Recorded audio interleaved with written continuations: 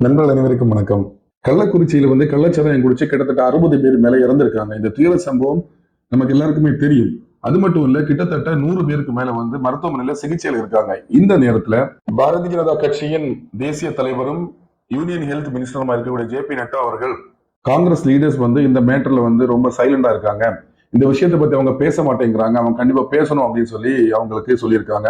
Finance மினிஸ்டராக இருக்கக்கூடிய நிர்மலா சீதாராமன் அவர்கள் இந்த கள்ளச்சாராய கேஸ் சிபிஐக்கு மாத்தணும் அப்படின்னு சொல்லியிருக்காங்க. இதே கருத்தை தான் அதிமுகவினுடைய தலைவர்களும் சொல்லியிருக்காங்க.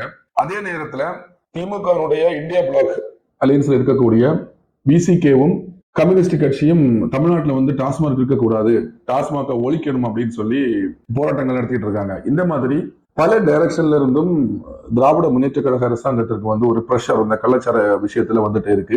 இந்த பிரஷரை சமாளிக்கிறதுக்காக ரொம்ப ஒரு சீப்பான விஷயம் பண்ணிருக்காங்க. என்ன அப்படின்னு சொன்னா, உண்மையிலே கேட்டவன சிரிப்பு தான் வந்துச்சு.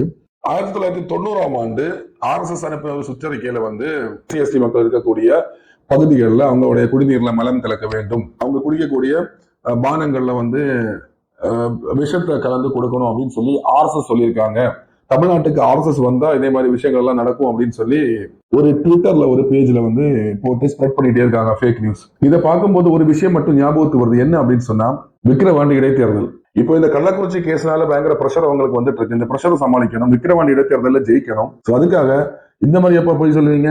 எவ்வளவு கேவலமா இருக்கு. எங்களால கண்டுபிடிக்க முடியல, மலம் கலந்தவனே கண்டுபிடிக்க முடியல, ஒத்துக்கொள்ளுங்கள் கண்டுபிடிக்க முடியவில்லை என்று. அதே போல நாங்க கள்ளச்சாரம் கண்டுபிடிக்க முடியலன்னு சொல்லுங்க. அதுக்கு எதுக்கு இப்படி எல்லாம் உருட்டுறீங்க? மக்கள் ஒரு விஷயத்தை புரிஞ்சுக்கிடணும். என்ன அப்படின்னு சொன்னா, எந்த ஒரு பிரச்சனையாக இருந்தாலும் சரிதான், திராவிட முன்னேற்ற கழக அரசாங்கம் அதை ப்ராப்பரா ஹேண்டில் பண்றது கிடையாது. கோயம்புத்தூர் பாம் பிளாஸ்ட்ல அண்ணாமலை அவர்கள் சொல்லியிருப்பாங்க, இந்த கேஸை அவங்க ப்ராப்பரா ஹேண்டில் பண்ணல, டெரரிஸ்ட் அட்டாக் சிலிண்டர் வெடிச்சது அப்படின்னு சொல்றாங்க அப்படின்னு சொல்லி. அது ஒண்ணு. ரெண்டாவது நீட் விஷயம். இந்த கள்ளச்சாரம் குடிச்சு இவ்வளவு பேர் இறந்திருக்காங்க, இந்த இன்சிடென்ட் நடந்திருக்கு. இதை நாங்க அனலைஸ் பண்ணி கண்டுபிடிக்கிறோம்.